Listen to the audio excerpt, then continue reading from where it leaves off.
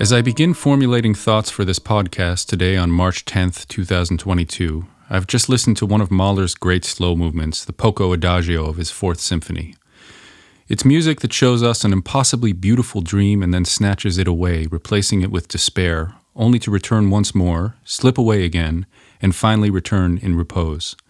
This, along with other slow movements of Mahler, has always spoken to me in a directly personal way from the time I discovered his music in my early 20s. The composer Sibelius recounted a conversation he had upon meeting Mahler. The subject was the symphony as a musical form and what it offered a composer. Sibelius said he admired its severity and strictness of form. Mahler countered strongly, "Nein, die Symphonie muss sein wie die Welt. Sie muss alles umfassen." No, the symphony must be like the world. It must encompass everything. I am sure that Mahler meant just as much his own inner world in that description, his own very personal world of turmoil and ecstasy. The two are inseparable. Today, upon hearing the Poco Adagio, which I've listened to with rapture dozens of times, I had a new, unwelcome experience. It was no longer the case that I could listen to the music as I had in the past. It had long been a journey through almost impossible beauty, followed by nothing short of terror. The beauty was still present, but now was overlaid with foreboding. I knew what was coming, and when it came, it was almost too much. I felt the terror directly. Whereas in the past, that feeling arose within the listening experience more as a catharsis, represented within the music, now it was no longer a musical object. It was a direct experience, one I had lived more times in the last 2 years than I ever wanted to, one that I would never wish on anyone, and one that I would give a lot to anyone or any god that would promise me that I would never have to experience it again. In the next moment, a thought arose with unshakable certainty. Mahler could write this music that conveyed this deadly real terror because he had lived it himself. It involved, as I imagined it, a Faustian bargain. Music that climbed such heights and descended into Hades like that would not be won for free. That kind of romantic formulation, namely that one had to live the art one made, had long been one I pushed back on. Yet what if it was simply true? The reason why it pissed me off when people assumed a musician somehow lived the music he or she created was because it was just that, an assumption on someone else's part. It was problematic in any case. Did someone have to experience the terror and ecstasy to the degrees that Mahler conveyed in his symphonies to get the full experience? Now, considering my own hell ride the last couple of years, which also had deeper moments of ecstasy than I had ever known, I reconsidered. It wasn't that you needed to go through some horrible joy and trauma, but if you had, the music would meet it and match it. I didn't like that, just hearing the Poco Adagio now. What if it was marred forevermore by my own recent trauma?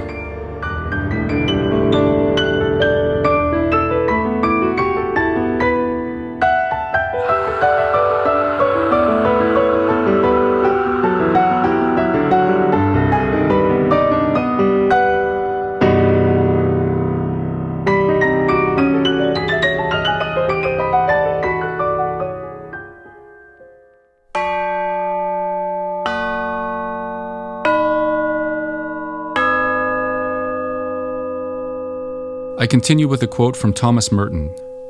"It is a matter of common belief among Catholics that when God promises to answer our prayers, He does not promise to give us exactly what we ask for. But we can always be certain that if He does not give us that, it is because He has something much better to give us instead." That comes from The Seven-Story Mountain, an autobiography of faith.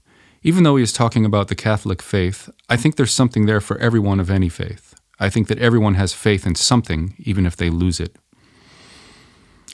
The genesis of Jacob's Ladder began a few months pre-COVID at the beginning of 2020. I wrote a piece for a mixed chorus which eventually wound up being the penultimate track on the record called Ladder. The text was simple, all once, continually passed around the choir.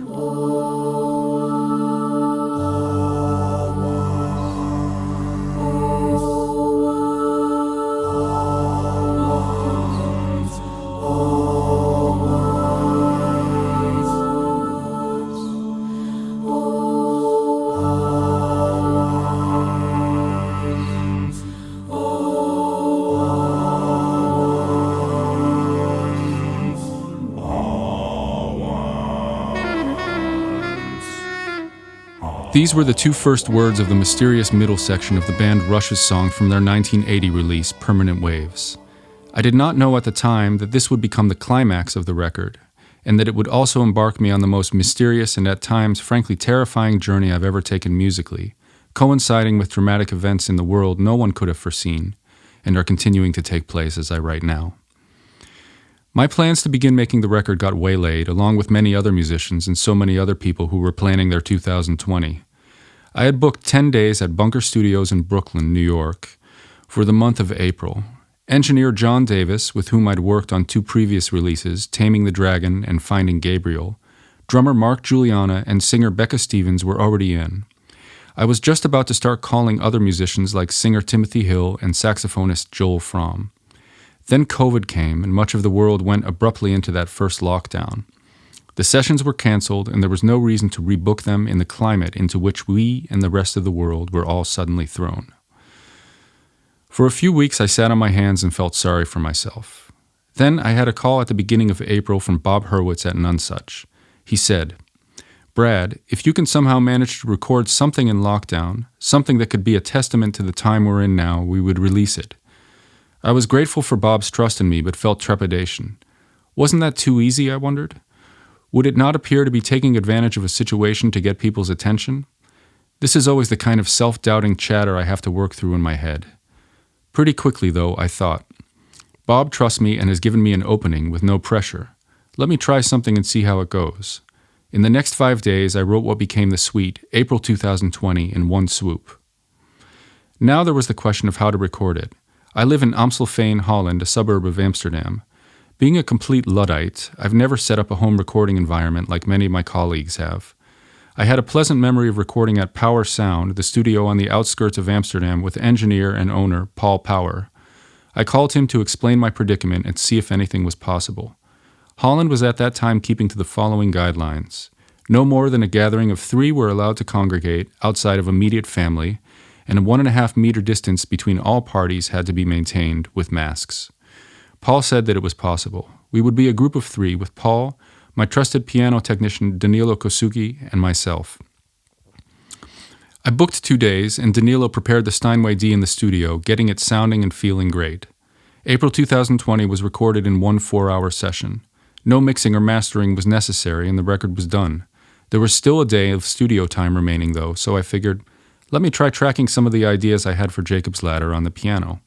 And so the record began.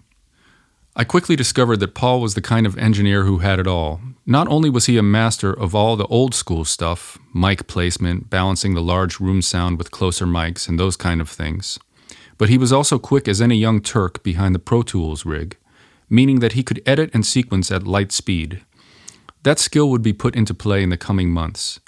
I called singers Becca Stevens and Timothy Hill in Brooklyn and upstate New York, respectively, and asked if they would be able to record their parts remotely and send them as files. Becca had a home studio set up, and Timothy tracked at Area 52 Studios in Saugerties, New York.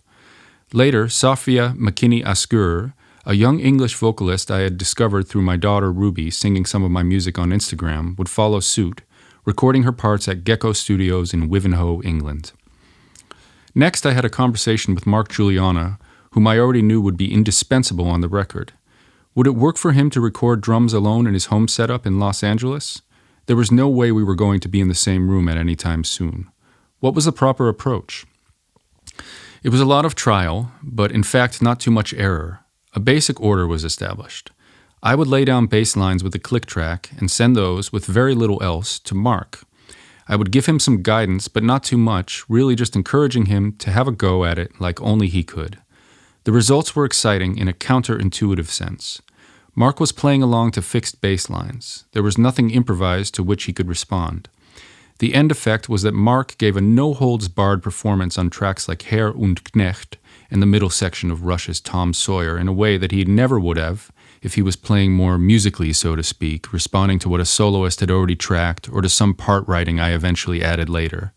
It was all on him to get the creative ball rolling, and he had no signposts apart from a bass line and a click track. He slayed it.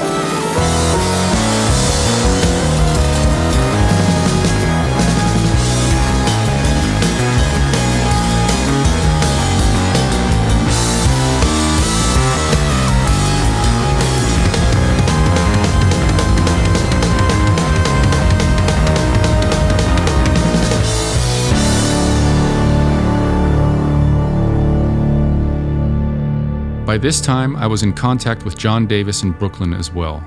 John, Mark, Becca, and I had already worked together. If I had to guesstimate, all in all I spent probably a total of 3 weeks in Amsterdam with Paul and 3 weeks with John in Brooklyn doing a mixture of tracking, assembling, and editing. John has the same multifaceted talent as Paul and also had key ideas in terms of sonics and production that became a big part of the record. I already knew that Jacob's Ladder was going to build on my previous record, Finding Gabriel, in a few respects. For one, it would draw on biblical scripture for its inspiration, most importantly, the story of Jacob's dream found in Genesis.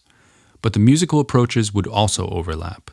I had scored a gratifying success on The Garden, the opening track of Finding Gabriel, by using a dense mixed choir with lots of voices stacked on top of each other in big polychords. The choral piece Ladder would follow suit. On Finding Gabriel, I had allowed myself permission in one regard. I tracked a lot of it bit by bit, and in order to facilitate that, used a click track. I had to get over some jazz snobbery regarding that decision, but it turned out to be a liberating one. Once the click was in place, there were all sorts of things that became easier, for example regarding MIDI that we used to sync up a synth arpeggiator with the rest of the track, especially if it was in an odd meter. Yet Finding Gabriel nevertheless had as its base performances that began with Mark and I in a room together in real time. We were building on the kind of improvised interaction that we achieved on Taming the Dragon and in live performances. So that was my plan for Jacob's Ladder. Mark and I in the studio laying down the fundament in real time and then building from there much like Finding Gabriel. Alas, that was not the case, but when the album was finally done, what the listener has before them is something I can get behind, because it led to a different record that I could never have envisioned ahead of time.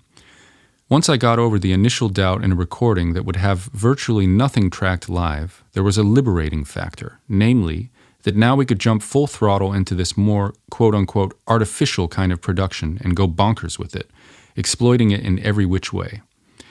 At the end of the day, there are only 2 performances which were tracked live. Beck and I on Gentle Giant's Cogs and Cogs at Bunker Studios, and Luca von den Bosche and I on the first verse of Yes's Starship Trooper at Power Sound.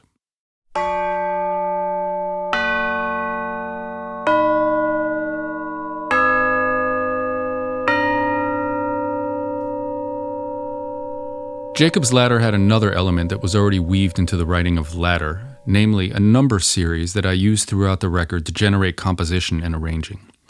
The bells you've been hearing so far are that series realized in notes. I will now endeavor to explain a bit of it. It's often the case that a record begins with some kind of nebulous vision of a theme, but not much beyond that. As I begin to write, the vision gradually comes more into focus. That is, in its onset, a mostly formal vision tied to an idea that hovers above it. It may be an extra musical idea, as in the case of Jacob's Ladder, or may simply be a musical motif, or some mix of both. As the writing progresses, the idea begins to guide that writing, and more mysteriously, it guides the form in real time. That is to say, the form reveals itself in the content as it is written. For Jacob's Ladder, I had 2 broad ideas. The first was to make a record that would somehow pay tribute to progressive rock and build on it further, and the second was to connect that to the spiritual searching I had been busy with the last several years. Bands like Rush, Yes, and Gentle Giant, whose material I would interpret, were an indelible part of my musical development during my youth, beginning with hearing Rush's Tom Sawyer on the radio when the record came out in 1981. I was 11 years old at the time. In the next 2 years, I discovered Yes, Gentle Giant, King Crimson, and Emerson, Lake and Palmer. I was first a fan of those bands. I believe that in order to internalize an influence in any meaningful way as a musician, one first must fall in love with the music unconditionally. I was not aware of it, but many of the gestures of prog would seep into my own musical personality. Jazz influences would predominate in the coming years, but prog was more of a turning full circle. It began to manifest in music I made with Mark Juliana well into my 40s, on tracks like Just Call Me Nige from our first record together, Taming the Dragon. If I had to name my top 3 Rush records, they would be, in order of release, Hemispheres, Permanent Waves, and Moving Pictures. Permanent Waves, which came out in 1980, has a long song that ends the first side of the LP called Jacob's Ladder. My idea now presented itself. I would find a way to use the story of Jacob's dream of a ladder to heaven in Genesis chapter 28, verses 10 through 19, and link it with the prog idea. The portal, so to speak, would be Rush's song. I began to write ladder on this basis with plans to somehow tie my choral piece to a cover of Rush's song. I had already chosen 3 other songs to interpret: Tom Sawyer from Rush, Gentle Giant's Cogs and Cogs, and Starship Trooper from Yes. The passage in Genesis tells the following story. Jacob left Beersheba and went toward Haran, and he came to a certain place and stayed there that night, because the sun had set. Taking one of the stones of the place, he put it under his head and lay down in that place to sleep. And he dreamed that there was a ladder set up on the earth, and the top of it reached to heaven, and behold, the angels of God were ascending and descending on it. And behold, the Lord stood above it and said, I am the Lord, the God of Abraham, your father, and the God of Isaac. The land on which you lie, I will give to you and to your descendants, and your descendants shall be like the dust of the earth. And you shall spread abroad to the west and to the east and to the north and to the south. And by you and your descendants shall all the families of the earth bless themselves. Behold, I am with you and will keep you wherever you go, and will bring you back to this land, for I will not leave you until I have done that of which I have spoken to you. Then Jacob awoke from his sleep and said, Surely the Lord is in this place, and I did not know it. And he was afraid and said, How awesome is this place! This is none other than the house of God, and this is the gate of heaven. For my record, I began to imagine a way I could illustrate the ladder in musical terms, perhaps through some kind of number series. The Fibonacci numbers were an obvious example. The series begins either with 0 or 1, as one wishes. From the number 1, you add 1 and get 2. You do this once more and then arrive at 3. From there, you start to increase the amount you add by whatever the product of the last sum was. So, 3 plus 2 is 5, 5 plus 3 is 8, 8 plus 5 is 13, 13 plus 8 is 21, 21 plus 13 is 34, 34 plus 21 is 55, 55 plus 34 is 89, 89 plus 55 is 144, and etc.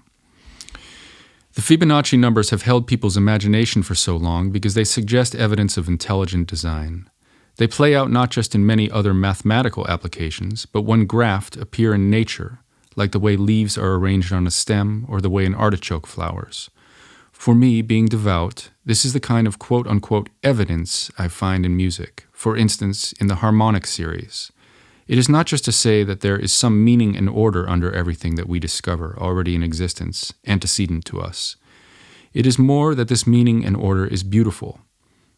I would go one step further and say that for me it is teleological evidence not of just some divine presence, be it omnipotent and above us, or pantheistically, within us and all of nature, but one that is full of mercy and, in the case of Jacob, guidance. A God without mercy and guidance is not one I warm up to. I had not studied up on the Fibonacci numbers, though, when I had the idea of using them for my record.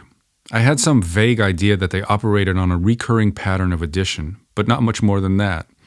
Here was my approximation, really nothing more than a guess. I began at the number 3, most likely because I had remembered the Fibonacci numbers starting there. 3 plus 1 is 4, 4 plus 2 is 6, 6 plus 3 is 9, 9 plus 4 is 13, 13 plus 5 is 18, 18 plus 6 is 24, 24 plus 7 is 31, 31 plus 8 is 39, 39 plus 9 is 48, 48 plus 10 is 58, 58 plus 11 is 69, 69 plus 12 is 81, 81 plus 13 is 94, etc. The pattern thus being that the number added to the previous sum would increase by 1. And so I began to use this series to write music for Jacob's Ladder, which I will give examples of later. Now, of course one gathers that this was not at all the Fibonacci sequence I had guesstimated, and had nothing in common with it beyond a recurring principle of addition with each subsequent product. I was to realize this only well into using it in the composition. It was, happily I discovered later, thus too late to undo what I had written and somehow reapply the Fibonacci numbers proper into Jacob's Ladder. This was a happy accident, namely, because the Fibonacci numbers, when graphed, do not create anything resembling a ladder. One of the most easily approachable applications of the Fibonacci series was the spiral pattern created by drawing circular arcs connecting the opposite corners of squares on a graph, called Fibonacci tiling. I took note. I would eventually graph my series somehow, and it would become the cover art of Jacob's Ladder. Nevertheless, for the moment, I realized that my accident was good in this regard. If I had used the Fibonacci numbers proper, I would have never found something akin to a ladder, but quite different, namely a spiral that wound its way further inward. Several months after the record was completed, I returned to the sequence, mostly for the reason of trying to remember exactly what it was, but also with an eye towards graphing it. I had conceived it rather quickly and made some notes in a notebook. Now I had to retrace my steps and figure out what was so special about it, if anything. 3,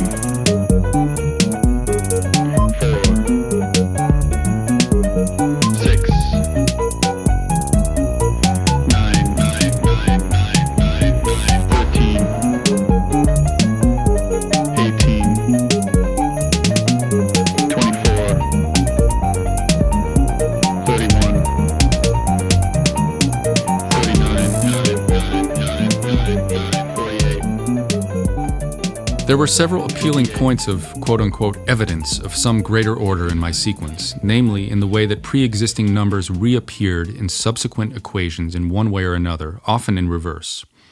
Considering the sequence up through the number 94, which is as far as I went in using it for composition and arranging, here are the sums, including the 3 that begins the series.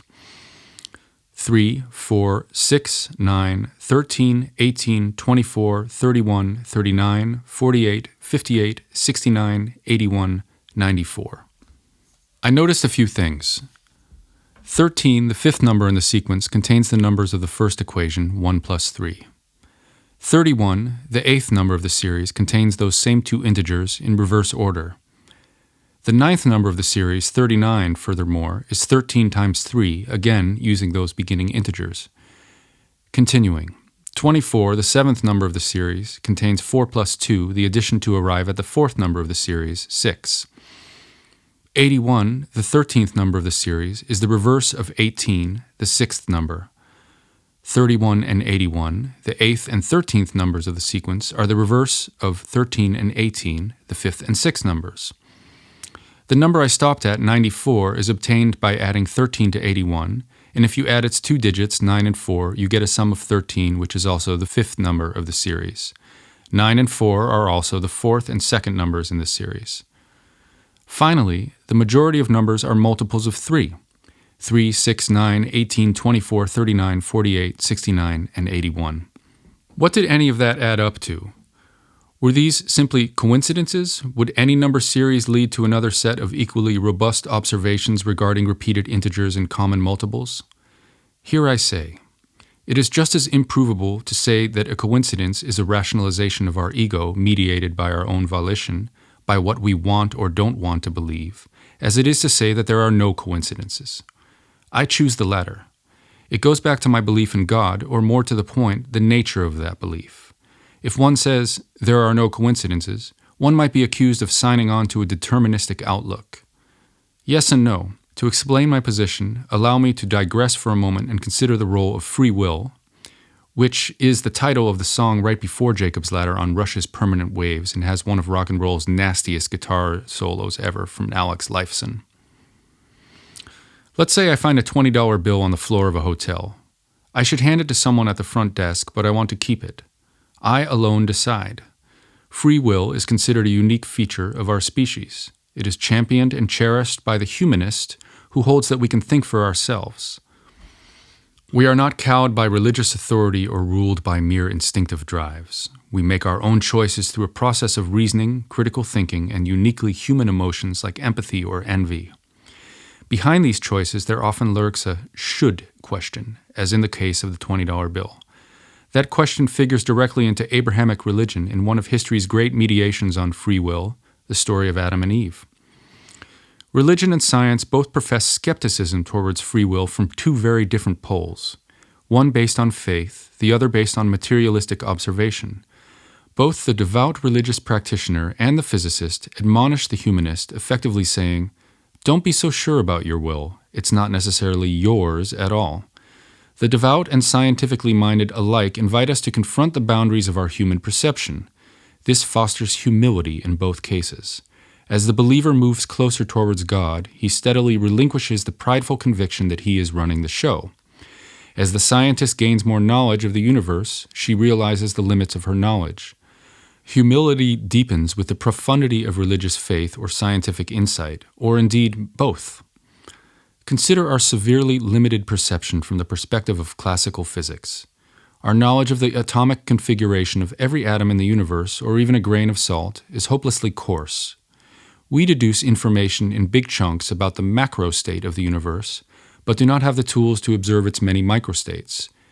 If, though, we could somehow know the location and momentum of all those atoms in a given moment, like a god, one might say, we would then be able to quote-unquote reverse the tape and account for each former configuration exactly.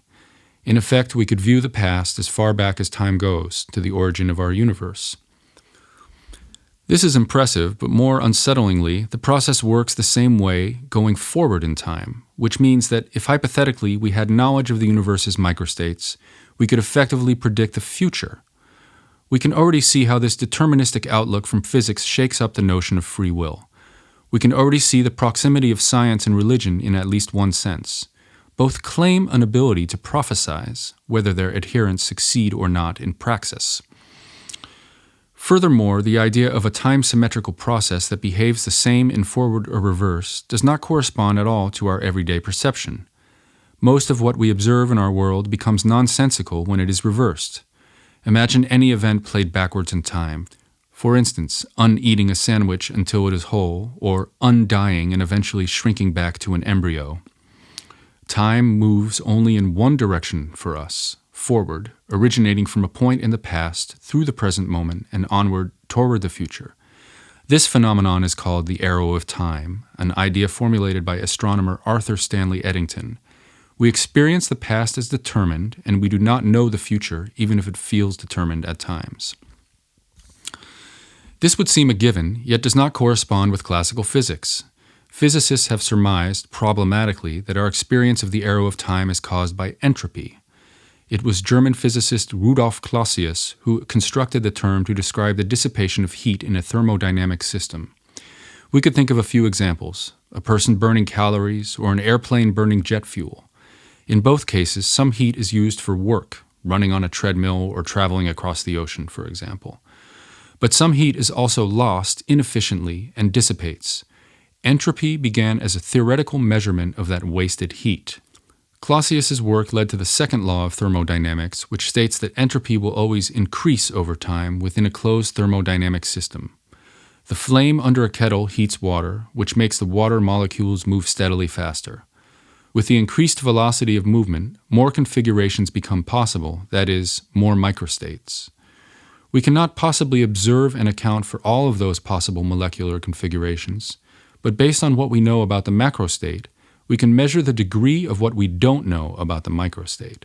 Subsequent physicists formulated how to do just that through statistical mechanics, most notably Ludwig Boltzmann, who invented a logarithmic equation to express entropy. A broader application of entropy, then, is the measurement of disorder or randomness within a system. That randomness could be found in anything from the whole known universe or something much smaller. An often used example is an egg that begins in a lower entropy state in its shell, but is then cracked, creating more entropy. I often think of the disorder of my children's rooms when they were younger, which would start out clean and become disordered in a woefully short amount of time. The entropy would go up as my kids spent time in their room, littering the floor with their clothes and toys. There were many more ways for the room to be a mess than there were for it to be clean. Joseph Loschmidt next raised the objection that the irreversibility of the second law of thermodynamics does not square away with the irreversible process of Newtonian physics. We never observe an egg by its own accord returning to its whole state once it has been cracked. This is an as of yet unresolved conundrum for physicists. The so-called past hypothesis explains our experience of the arrow of time through entropy, but it is at paradoxical odds with time symmetry. If the determinism of time symmetry does not square away with entropy, it might also unsettle one's certitude in free will. It might seem that our whole notion of volition is misguided. It stems from a limitation, not a supposed freedom. We are not really deciding anything. We seem ignorant in this view. Perhaps there is a connection between entropy and that ignorance. The arrow of time is our limitation, much in the same way I imagine that we are limited compared to God, for whom there is no arrow of time. In any case, using the number series to write Jacob's ladder was a mediation between my will and God's will. The arrow of time was pushing me forward. There was a certain amount of entropy involved, meaning that with each musical decision I made based on the macro state of my music, I left the rest, the micro state, in God's hands, and strange things began to happen.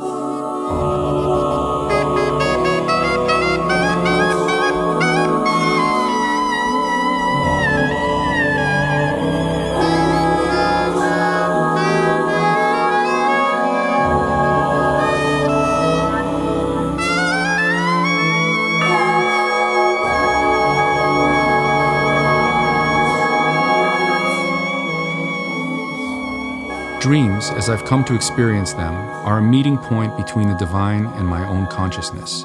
And like all mystical experiences, the division between the divine and oneself vanishes. So I understand Jacob's dream to have sprung from his own consciousness, but also mediated through it. And God spoke to him there. One could say it was just auto-suggestion on Jacob's part. This is what a lot of atheists say about religious experience more generally. So be it. You know what you know. For me, the process of using the ladder numbers was the same. They had their own transcendental status in the sense that they were an object outside of me with its own structure, one that guided the composition's form and content alike. But then they started to meld with my own writing. It was not as if I didn't use the craft I already had to begin with, but at a certain point, the music started to write itself. It was indeed my own voice, but it was music that I never would have written.